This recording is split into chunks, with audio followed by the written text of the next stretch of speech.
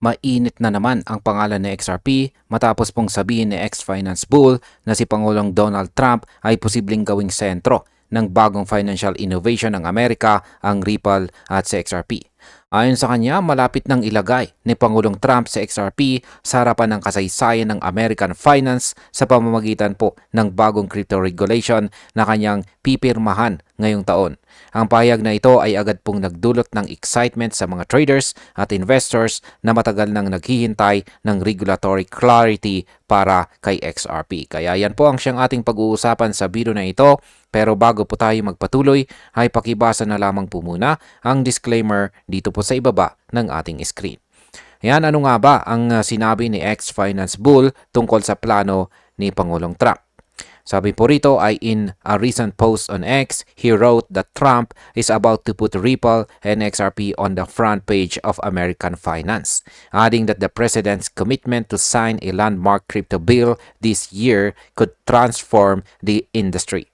Yan, ayon daw po kay ex-finance bull, handa na si Donald Trump, si Pangulong Donald Trump, na iposisyon itong si Ripple at si XRP bilang pangunahing bahagi ng financial system ng Amerika.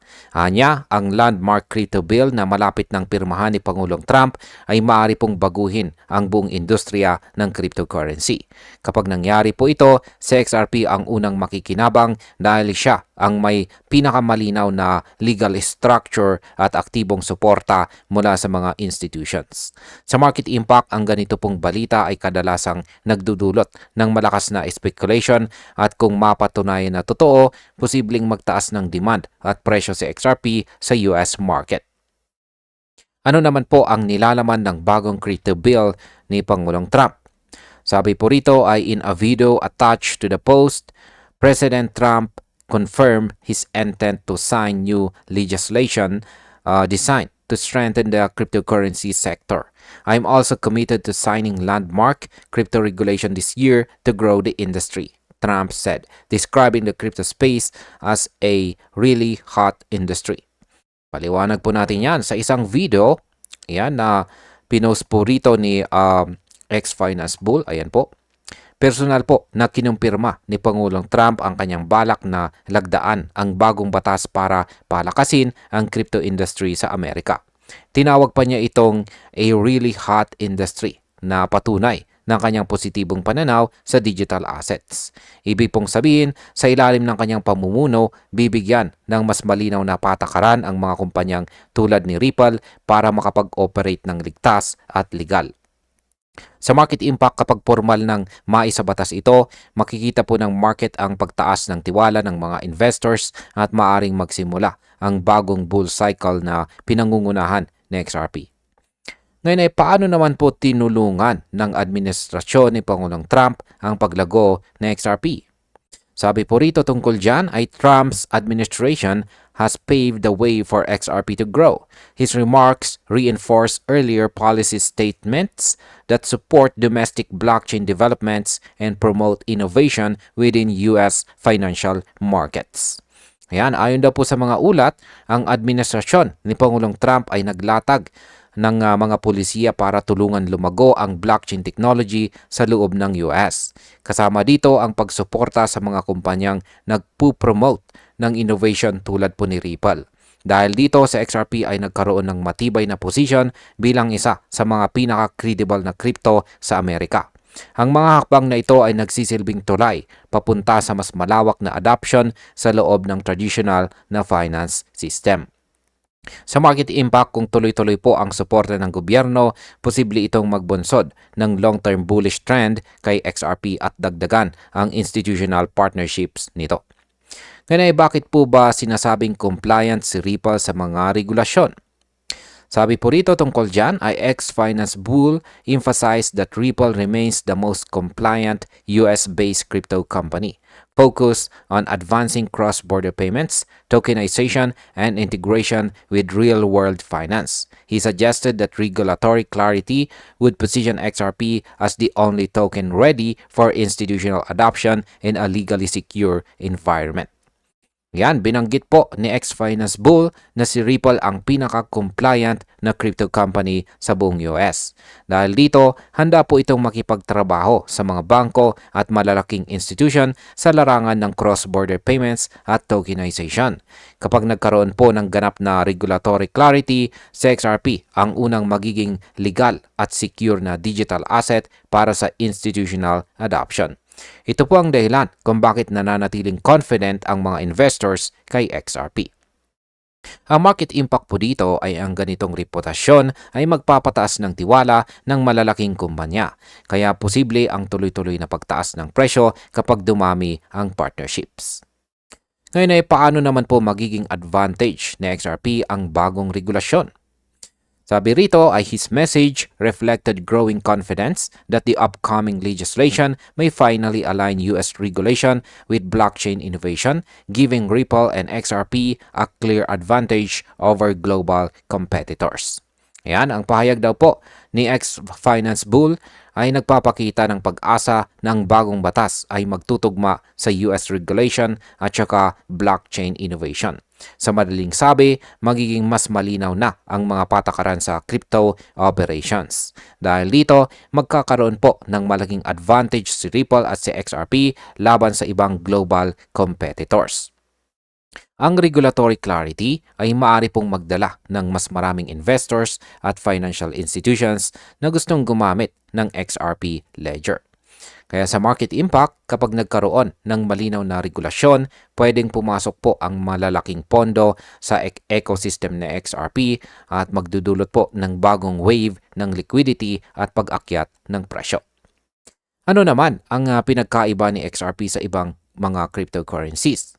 Sabi rito ay Ripple's long-standing focus on regulatory alignment and utility-based adoption for XRP has consistently separated it from other cryptocurrencies. XRP has already been integrated into payment systems across multiple continents, enabling institutions to move value instantly and at low cost. Paliwanag po natin yan. Matagal nang kakaiba itong si XRP kumpara sa ibang crypto dahil po sa kanyang regulatory alignment at real-world utility. Si XRP po ay hindi lang ginagamit para sa trading kundi bilang tulay ng mga bangko at remittance firms sa pagpapadala ng pera sa iba't ibang bansa. Sa tulong po ng XRP Ledger, nagiging mabilis at mura ang bawat transaction, kaya patuloy po siyang nagiging paborito ng mga institutions sa buong mundo. Ang market impact po dito ay ang ganitong klase ng utility ay nagbibigay ng matibay na suporta sa presyo ni XRP kahit bumababa po ang ibang mga altcoins. Ngayon ay bakit po ba lalong lumalakas ang posisyon ni XRP sa market? Sabi rito ay with compliance and transparency forming the foundation of its operation, XRP is positioned to benefit from a policy shift that prioritizes legitimate, real-world financial use cases. Market watchers suggest that institutional adoption could accelerate with clearer legislation. Yan, paliwanag natin yan dahil daw po sa pagiging compliant at transparent ni Ripple, si XRP ay handang-handa na para sa mga patakaran na magpupromote ng legal at totoong paggamit ng crypto sa real-world finance. Kapag naging malinaw na ang batas, mas bibilis pa ang pag-adapt ng mga institution kay XRP. Kaya maraming analyst ang naniniwala na malapit na tayo makakita ng malaking pag-angat sa kanyang market position. Sa market impact, kapag nagkaroon po ng malawakang institutional adoption, malaki ang posibilidad na sumunod ang presyo ng XRP sa mga bagong all-time highs. Bilang manghuling katanungan, ay bakit po ba itinuturing ang 2025 bilang turning point para kay XRP? Sabi rito, Trump's declaration has elevated expectations that 2025 could become a turning point for Ripple and XRP. While details remain undisclosed, the president's direct acknowledgement of the crypto industry and his emphasis on growth have given XRP supporters renewed confidence. Paliwanag po natin yan. Ang pahayag po ni Pangulong Trump ay nagbigay ng bagong pag-asa sa mga supporters ni XRP. Marami ang naniniwala na ang 2025 ang magiging turning point ng Ripple ecosystem. Bagaman wala pang detalye ang bagong batas, sapat na ang kanyang pagkilala sa crypto industry para tumaas ang kumpiyansa ng mga investors. Kung maipapatupad po ito ng maayos, sa XRP ay maaring maging opisyal na tulay ng digital at traditional na finance. Sa market impact, ang ganito pong antas ng political backing ay bihira sa crypto industry. Kaya posible pong mag-trigger ito ng multi-year bull run kung maging favorable ang batas. At bilang panghuli, ang aking opinyon naman tungkol dito ay kung totoo ang mga pahayag ni ex-finance bull at matuloy nga ang crypto bill ni Pangulong Donald Trump, malaking tagumpay po ito para kay XRP. Ang kombinasyon po ng political support, regulatory clarity at institutional adoption ay makakapagbigay sa kanya ng napakalaking advantage laban sa ibang altcoins. Ngunit bilang mga traders at investors, dapat pa rin tayong maging maingat at wag po tayong magpapadala sa hype. Ang matalinong desisyon ay nakabase po sa tamang impormasyon at disiplina. Sa kabuuan, si XRP po ay muling nagiging sentro ng global crypto spotlight. Kung tuloy po ang plano ni Pangulong Trump, maaaring maging simula po ito ng bagong yugto kung saan si XRP ang magiging tulay ng lumang sistema at ng hinaharap ng digital finance. At ayan, hanggang dito na lamang po tayo sa video na ito mga ka-crypto. Maraming salamat sa panonood.